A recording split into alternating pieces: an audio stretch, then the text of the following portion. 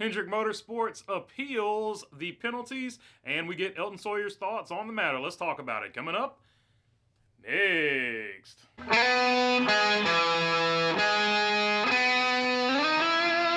What is going on, everybody? Hope you're doing good once again today. All right.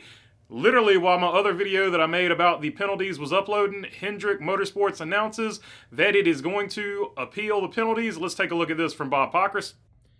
Hendrick will appeal based on the louvers supplied to them did not meet specs and were not raced. Louvers provided to the teams through NASCAR's mandated single-source supplier do not match the design submitted by the manufacturer and approved by NASCAR. Documented inconsistent and unclear communication by the sanctioning body specifically related to louvers. Recent comparable penalties issued by NASCAR have been related to issues discovered during a post-race inspection.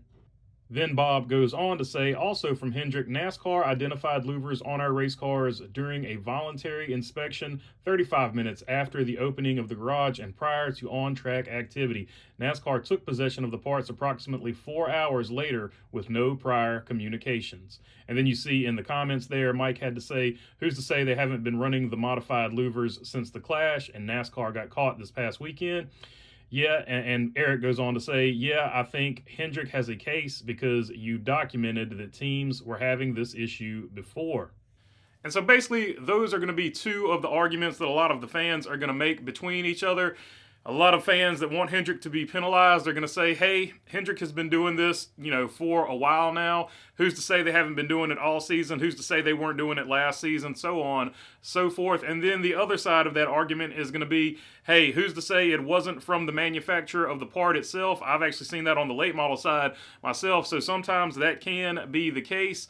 But it's basically going to come down to those two arguments. I don't know necessarily that they're going to give any weight to the fact that it was a part that was not raced, because NASCAR has been very clear on the matter that it's a zero tolerance policy for modifying parts, period. So I don't think the whole it hasn't been raced or it wasn't raced, it wasn't used in competition. In this particular argument, I don't think it's going to hold weight because NASCAR has a zero tolerance policy. Now let's go take a look at what Elton Sawyer had to say about it, because I think that's going to shed a little bit more light on this situation. Mentioned at Phoenix, this is in uncharted waters. We, from time to time, we'll capture parts, we'll bring them back. And as we continue to investigate and look at parts and comparing parts, it was obvious to us that these parts had been modified in an area that wasn't approved.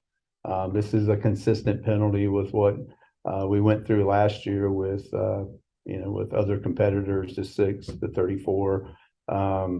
So we felt like, to keep the, the garage on a level playing field, the competition level where it needs to be. All the dialogue that went around this car last year, working with the owners on what the deterrent model should be, we were put in a position that we didn't feel like there was no other way but to write a penalty. So you can see there, he says this is not uncharted territory. They have been through this before. These penalties have been handed out before, and they're not going to get any wiggle room there in Elton Sawyer's view of things. And also, you can see that he said these parts were obviously modified, so it doesn't appear to be like a manufacturer deal or anything like that, in his opinion. Of course, being his opinion, it will go to an appeals panel. I'll get to that in just a second to decide it, so it won't be Elton Sawyer himself deciding on the appeal.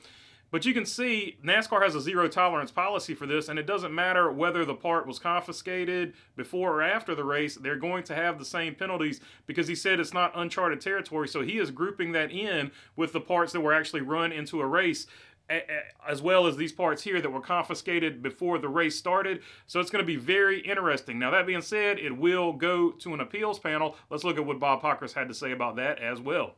Would think it would be one appeals panel for all 4 appeals. NASCAR doesn't release appeal members' names until after the appeal is heard. The date is to be determined.